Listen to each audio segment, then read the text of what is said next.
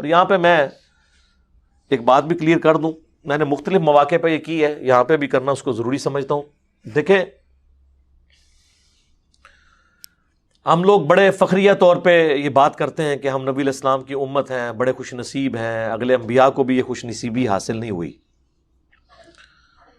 اگلے دن میں ایک مسجد کے باہر سے گزر رہا تو مولانا صاحب کی تقریر کی آواز باہر آ رہی تھی،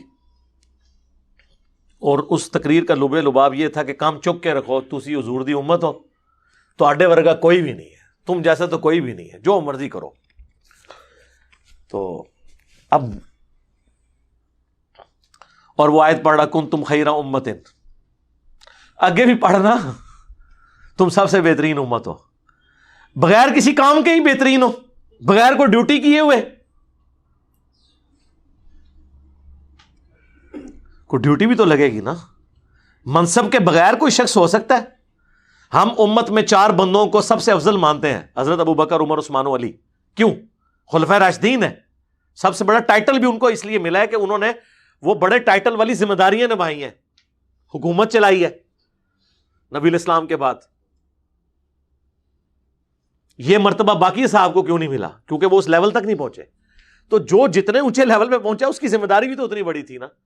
تو کیا صرف نبی علیہ السلام کی امت میں پیدا ہو جانا یہ ہمارے لیے فضیلت ہے؟ نہیں، بلکہ اس کام کی وجہ سے جو ختم نبوت کی وجہ سے اس امت کو ٹرانسفر ہوا ہے.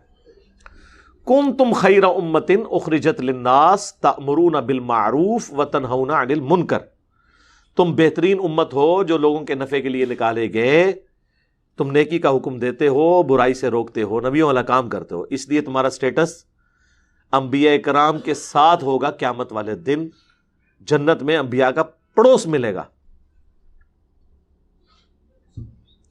تو یہ ختم نبوت کی برکت کہ نبیوں والا کام ٹرانسفر ہوا. جس طرح قرآن پاک میں آیا کہ وَإِن مِّن أُمَّةٍ إِلَّا خَلَا فِيهَا نَذِيرٌ، کوئی امت ایسی نہیں گزری کہ جس میں کوئی ڈر سنانے والا پیغمبر نہ آیا ہو. ہر امت میں الگ الگ آیا، ہر قبیلے میں الگ الگ آیا، لیکن نبی الاسلام کے لیے کیا آیا؟ وَمَا أَرْسَلْنَاكَ إِلَّا كَافَّةً لِلنَّاسِ بَشِيرًا وَنَذِيرًا، ہم نے آپ کو پوری انسانیت کے لیے ڈر سنانے والا اور خوشخبری سنانے والا بنا کے بھیجا. یعنی مراد ہے اب یہ چونکہ آپ پوری انسانیت کے لیے ہیں تو نبی علیہ السلام تو پوری انسانیت کے پاس خود تو نہیں پہنچ سکتے نا. آپ تو اپنی مبارک زندگی میں بھی عرب کی سرزمین سے باہر نہیں دعوت کا کام گیا، آپ کی زندگی میں تو نہیں گیا نا. تو یہ کام پھر بعد میں کون لے کے گیا؟ آپ کے جانثار اصحاب، خلفائے راشدین، تابعین، تبع تابعین، آج تک ہم لوگ بھی وہی کام آگے لے کے چل رہے ہیں نا. اپنے اپنے ٹائم کے اوپر ہر شخص کنٹریبیوٹ کر رہے ہیں. سورہ الاعراف میں اللہ تعالیٰ نے فرمایا ہے اسپیسیفکلی اس امت کے حوالے سے، میرا حال ہے وہ آیات ہمیں یہاں کور کرنی چاہیے. میں تو یقین کریں اپنے حوالے سے جب یہ آیات پڑھتا ہوں نا میں تو ڈر جاتا ہوں. دیکھتے ہیں آپ بھی ڈرتے ہیں کہ نہیں، کہ اللہ تعالیٰ نے ٹیسٹ بڑا خطرناک رکھ دیا ہمارے لیے. تسی دیتے خوش ہو نا کہ ایسی حضور دی امت ہاں اے ذرا ویکھو نا، امت خالی امت ہونے نال نہیں، کم دیتا گیا ہے، بڑا ہی اوکھا کام ہے.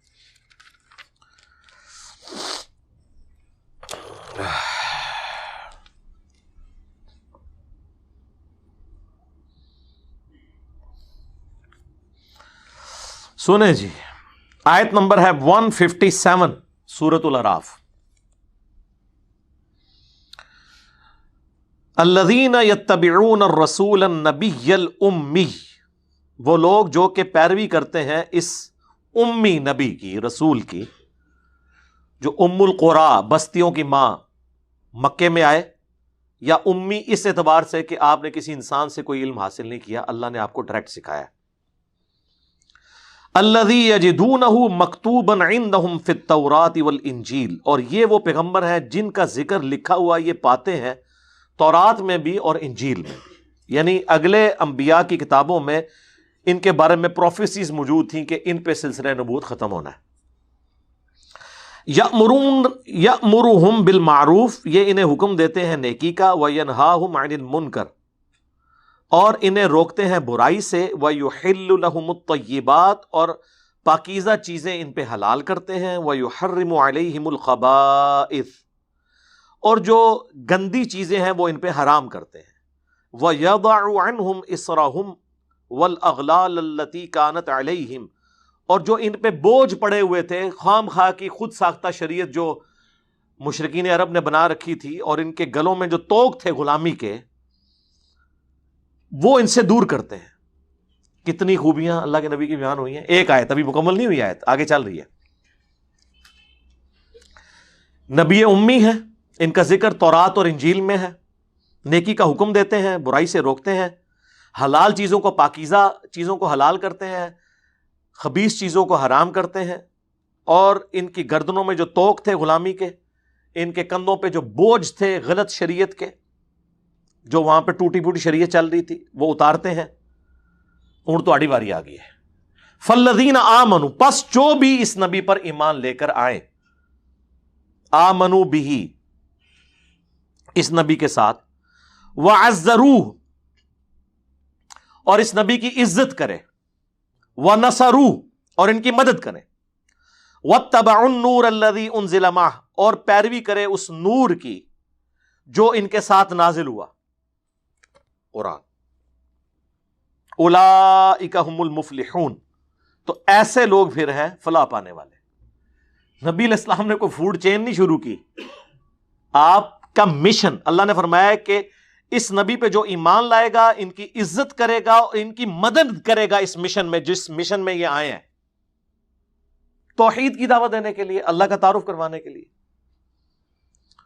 اور پیروی کرے گا قرآن کی، تو وہ کامیاب ہوگا۔ یہ ایک آیت سورۃ الاعراف کی آیت نمبر 157 بتا رہی ہے کہ جو کچھ بھی ہیں تیرے محبوب کی امت سے ہیں، کوئی فرق نہیں پڑے گا۔ اللہ نے تو پہلے ہی کلیئر کر دیا ہے کہ محبوب پہ ایمان لانے سے کام نہیں بنے گا جب تک آپ اس نبی کی مدد نہیں کرتے، ان کی عزت نہیں کرتے، اور قرآن پہ عمل نہیں کرتے۔ اس کو وائس ورثہ کر لیں کہ جو نبی کی عزت نہ کریں، جو ان کے دینی کام میں، مشن میں ان کی مدد نہ کریں، اور جو قرآن کی پیروی نہ کریں، وہ گمراہ ہو گئے۔ کیونکہ اگر یہ کامیاب ہو رہے ہیں تو وہ گمراہ ہوئے۔ اگلی آیت، قل یا ایھا الناس، اے نبی تم فرما دو، اے لوگو، انی رسول اللہ الیکم جمیعا، میں تم سب کے سب کی طرف، پوری انسانیت کی طرف اللہ کا رسول ہوں۔ الذی لہ ملک السماوات والارض، اور اللہ وہ ہستی کہ زمین و آسمان اور زمین میں جو کچھ ہے وہ اس کی مالک وہ ہستی ہے۔ لا الہ الا ہو، نہیں ہے کوئی معبود سوائے اس کے، یحیی و یمیت، وہی زندہ کرتا ہے، وہی مارتا ہے۔ یا پھر عبد القادر جیلانی زندہ کرتے ہیں اور مارتے ہیں، کہانیاں بنائی ہوئی ہیں۔ جب ہم پوچھتے ہیں کدھر لکھا ہے، اور جی حضرت عیسیٰ نے مردے زندہ کیتے، اور بھائی حضرت عیسیٰ کے تو رپورٹ ہوئے نا، اور اس میں ہر دفعہ بِإِذْنِ اللہ، اور وہ وقتی طور پہ زندہ ہو کے ان کی نبوت کی گواہی دیتا تھا۔ یہ نہیں تھا کہ دوبارہ دنیا میں زندگی گزارنا شروع کر دیتا تھا، ایسے نہیں ہوتا تھا، وہ تو ایک معجزہ ہے۔ فآمنوا باللہ ورسولہ، پس ایمان لاؤ اللہ پر اور اس کے رسول پر، النبی الامی، جو نبی امی ہے، الذی یؤمن باللہ وکلماتہ واتبعوہ لعلکم تہتدون۔ اب وہی بات آ گئی ہے کہ آپ نے جو قرآن نازل ہوا ہے اس کی پیروی کرنی ہے تو آپ ہدایت پر ہوں گے، ادروائز چھڑے جو بھی ہیں تیرے محبوب کی امت سے۔ کتنا بڑی زیادتی ہوئی ہے اس امت کے ساتھ کہ امت کو یہ بتا ہی نہیں گیا کہ آپ کیوں افضل امت ہیں، اس وجہ سے کہ آپ کو کام نبیوں والا ملا ہے۔ صرف تبلیغی جماعت نے یہ راگ لاپا ہے کہ انہوں نے کہا کہ نبیوں والا کام ہمیں ٹرانسفر ہوا ہے۔ لیکن یہ جو پوائنٹ ہے نا کہ نبیوں والا کام ٹرانسفر ہوا ہے، تو وہ قرآن میں پھر بتایا گیا وہ کام کیا ہے۔ فضائل محل پڑھنا نہیں ہے، قرآن کی پیروی کرنا ہے، پھر تو درس قرآن ہونا چاہیے۔ وَأُوحِيَ إِلَيَّ هَذَا الْقُرْآنُ لِأُنذِرَكُم بِهِ وَمَن بَلَغَ، اے نبی تم فرماؤ کہ قرآن مجھے اللہ نے اس لیے وحی کیا تاکہ اس کے ذریعے میں تمہیں تبلیغ کروں، اور جس تک یہ بات پہنچ جائے وہ بھی اسی کتاب کے ذریعے تبلیغ کرے۔ ٹھیک ہوگا جی؟